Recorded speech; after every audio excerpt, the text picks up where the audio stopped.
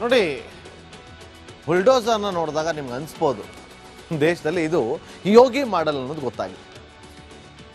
ಉತ್ತರ ಪ್ರದೇಶದ ಸಿಎಂ ಯೋಗಿ ಆದಿತ್ಯನಾಥ್ ಅವರು ಅಲ್ಲಿ ಏನಾದರೂ ಸಾರ್ವಜನಿಕ ಸ್ಥಳದಲ್ಲಿ ಏನಾದರೂ ಒಂದು ತರಲೆ ಮಾಡಿದ್ರೆ ಅಥವಾ ಈ ಥರದ ಕೃತ್ಯಗಳಲ್ಲಿ ಭಾಗಿಯಾದವ್ರು ಗೊತ್ತಾದರೆ ನೇರವಾಗಿ ಅವ್ರ ಮನೇಲಿದ್ದವ್ರನ್ನ ಖಾಲಿ ಮಾಡಿಸೋದು, ಬುಲ್ಡೋಸರ್ ನುಗ್ಸೋದು. ಈಗ ಈ ಬುಲ್ಡೋಸರ್ ವಿಚಾರ ಸದ್ದು ಮಾಡ್ತದೆ. ಹಾಗಾದರೆ ಹರಿಯಾಣ ಸರ್ಕಾರವು ಕೂಡ ಇದೇ ಕೆಲಸವನ್ನ ಮಾಡುತ್ತಾ ಅನ್ನೋದು ಈಗ ಉದ್ಭವ ಆಗಿರುವಂತಹ ಚರ್ಚೆ. ಫರೀದಾಬಾದ್ನ ಹಲ್ ಫಲಾಹ್ ವಿವಿ ಮೇಲೆ ಹಲವು ಅನುಮಾನಗಳು ವ್ಯಕ್ತವಾಗ್ತಾ ಇದೆ. ದೆಹಲಿ ಸ್ಫೋಟದ ಆರೋಪಿಗಳು ಇದೇ ವಿವಿಯಲ್ಲಿ ಇದ್ದರು.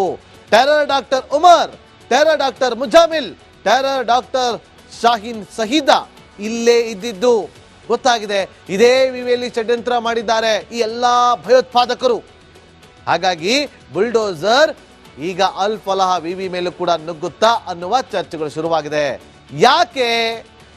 ಅಕ್ರಮವಾಗಿ ಭೂಮಿ ಕಬ್ಜಾ ಮಾಡಿ ವಿವಿ ನಿರ್ಮಾಣ ಮಾಡಿರುವ ಶಂಕೆ ಇದೆ. ಹಾಗಾಗಿ ಹರಿಯಾಣ ಸರ್ಕಾರ ಸಿದ್ಧತೆಯನ್ನ ಮಾಡಿಕೊಂಡಿದೆ ಈ ವಿವಿಯನ್ನ ಕೊಲಾಪ್ಸ್ ಮಾಡೋದಕ್ಕೆ. ವಿಶ್ವವಿದ್ಯಾಲಯದಲ್ಲಿ ಸಾಲು ಸಾಲು ನಿಯಮಗಳು ಉಲ್ಲಂಘನೆ ಆಗಿದೆ. ವಿಶ್ವವಿದ್ಯಾಲಯದ ಕ್ಯಾಂಪಸ್ 70ರಿಂದ 80 ಎಕರೆಯಷ್ಟಿರೋದು. ಈ ವಿವಿಗೆ ಹರಿಯಾಣದ ಕಾಂಗ್ರೆಸ್ ಸರ್ಕಾರ ಭೂಮಿ ನೀಡಿತ್ತು. ವಿವಿಗೆ ಭೂಪೇಂದ್ರ ಹೂಡಾ ಸರ್ಕಾರ ಭೂಮಿಯನ್ನ ಕರುಣಿಸಿತ್ತು. ವಿಶ್ವವಿದ್ಯಾಲಯದಲ್ಲಿ ಮುಸ್ಲಿಮರಿಗೆ 50% ಸೀಟನ್ನು ಕೂಡ ರಿಸರ್ವ್ ಮಾಡಿತ್ತು. ವಿಶ್ವವಿದ್ಯಾಲಯಕ್ಕೆ ಅರಬ್ ದೇಶಗಳಿಂದ ಡೊನೇಷನ್ ಬಂದಿರುವ ಶಂಕೆ ಇದೆ. ಇಡಿ ಚೆಕ್ ಮಾಡ್ತಾ ಇದೆ. ಮತ್ತೊಂದು ಕಡೆ ಡಾಕ್ಯುಮೆಂಟೇಶನ್ ಶುರುವಾಗಿದೆ. ಡಾಕ್ಯುಮೆಂಟ್ಗಳೆಲ್ಲವೂ ಕೂಡ ಸರಿ ಇದ್ರೆ ಓಕೆ, ಇಲ್ಲ ಅಂತಂದ್ರೆ ಇದು ಡೆಮಾಲಿಷನ್ ಆಗೋದ್ರಲ್ಲಿ ಅನುಮಾನವೇ ಬೇಡ. ಮುಂದಿನ ಸುದ್ದಿ ಗಮನ.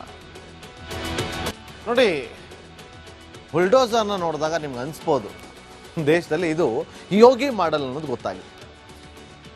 ಉತ್ತರ ಪ್ರದೇಶದ ಸಿಎಂ ಯೋಗಿ ಆದಿತ್ಯನಾಥ್ ಅವರು ಅಲ್ಲಿ ಏನಾದರೂ ಸಾರ್ವಜನಿಕ ಸ್ಥಳದಲ್ಲಿ ಏನಾದರೂ ಒಂದು ತರಲೆ ಮಾಡಿದ್ರೆ ಅಥವಾ ಈ ಥರದ ಕೃತ್ಯಗಳಲ್ಲಿ ಭಾಗಿಯಾದವ್ರು ಗೊತ್ತಾದರೆ ನೇರವಾಗಿ ಅವ್ರ ಮನೇಲಿದ್ದವ್ರನ್ನ ಖಾಲಿ ಮಾಡಿಸೋದು, ಬುಲ್ಡೋಸರ್ ನುಗ್ಸೋದು. ಈಗ ಈ ಬುಲ್ಡೋಸರ್ ವಿಚಾರ ಸದ್ದು ಮಾಡ್ತದೆ. ಹಾಗಾದರೆ ಹರಿಯಾಣ ಸರ್ಕಾರವು ಕೂಡ ಇದೇ ಕೆಲಸವನ್ನ ಮಾಡುತ್ತಾ ಅನ್ನೋದು ಈಗ ಉದ್ಭವ ಆಗಿರುವಂತಹ ಚರ್ಚೆ. ಫರೀದಾಬಾದ್ನ ಹಲ್ ಫಲಾಹ್ ವಿವಿ ಮೇಲೆ ಹಲವು ಅನುಮಾನಗಳು ವ್ಯಕ್ತವಾಗ್ತಾ ಇದೆ. ದೆಹಲಿ ಸ್ಫೋಟದ ಆರೋಪಿಗಳು ಇದೇ ವಿವಿಯಲ್ಲಿ ಇದ್ದರು. Terror doctor Umar, terror doctor Muzammil, terror doctor Shaheen Sahida ಇಲ್ಲೇ ಇದ್ದಿದ್ದು ಗೊತ್ತಾಗಿದೆ. ಇದೇ ವಿವಿಯಲ್ಲಿ ಷಡ್ಯಂತ್ರ ಮಾಡಿದ್ದಾರೆ ಈ ಎಲ್ಲಾ ಭಯೋತ್ಪಾದಕರು.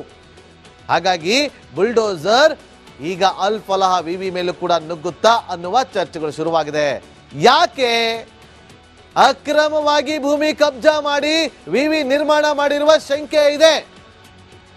ಹಾಗಾಗಿ ಹರಿಯಾಣ ಸರ್ಕಾರ ಸಿದ್ಧತೆಯನ್ನ ಮಾಡಿಕೊಂಡಿದೆ ಈ ವಿವಿಯನ್ನ ಕೊಲಾಪ್ಸ್ ಮಾಡೋದಕ್ಕೆ.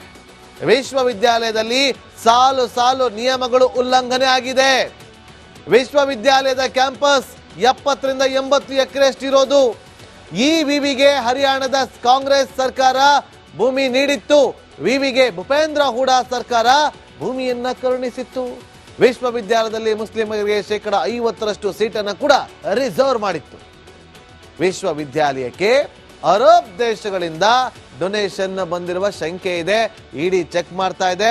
ಮತ್ತೊಂದು ಕಡೆ ಡಾಕ್ಯುಮೆಂಟೇಶನ್ ಶುರುವಾಗಿದೆ. ಡಾಕ್ಯುಮೆಂಟ್ಗಳೆಲ್ಲವೂ ಕೂಡ ಸರಿ ಇದ್ರೆ ಓಕೆ, ಇಲ್ಲ ಅಂತಂದ್ರೆ ಇದು ಡೆಮಾಲಿಷನ್ ಆಗೋದ್ರಲ್ಲಿ ಅನುಮಾನವೇ ಬೇಡ. ಮುಂದಿನ ಸುದ್ದಿ ಗಮನ. ನೋಡಿ, ಬುಲ್ಡೋಸರ್ನ ನೋಡಿದಾಗ ನಿಮ್ಗೆ ಅನಿಸ್ಬೋದು ದೇಶದಲ್ಲಿ ಇದು ಯೋಗಿ ಮಾಡೆಲ್ ಅನ್ನೋದು ಗೊತ್ತಾಗಿದೆ. ಉತ್ತರ ಪ್ರದೇಶದ ಸಿಎಂ ಯೋಗಿ ಆದಿತ್ಯನಾಥ್ ಅವರು ಅಲ್ಲಿ ಏನಾದರೂ ಸಾರ್ವಜನಿಕ ಸ್ಥಳದಲ್ಲಿ ಏನಾದರೂ ಒಂದು ತರಲೆ ಮಾಡಿದ್ರೆ ಅಥವಾ ಈ ಥರದ ಕೃತ್ಯಗಳಲ್ಲಿ ಭಾಗಿಯಾದವ್ರು ಗೊತ್ತಾದರೆ ನೇರವಾಗಿ ಅವ್ರ ಮನೇಲಿದ್ದವ್ರನ್ನ ಖಾಲಿ ಮಾಡಿಸೋದು, ಬುಲ್ಡೋಸರ್ ನುಗ್ಸೋದು. ಈಗ ಈ ಬುಲ್ಡೋಸರ್ ವಿಚಾರ ಸದ್ದು ಮಾಡ್ತದೆ. ಹಾಗಾದರೆ ಹರಿಯಾಣ ಸರ್ಕಾರವು ಕೂಡ ಇದೇ ಕೆಲಸವನ್ನ ಮಾಡುತ್ತಾ ಅನ್ನೋದು ಈಗ ಉದ್ಭವ ಆಗಿರುವಂತಹ ಚರ್ಚೆ. ಫರೀದಾಬಾದ್ನ ಹಲ್ ಫಲಾಹ್ ವಿವಿ ಮೇಲೆ ಹಲವು ಅನುಮಾನಗಳು ವ್ಯಕ್ತವಾಗ್ತಾ ಇದೆ.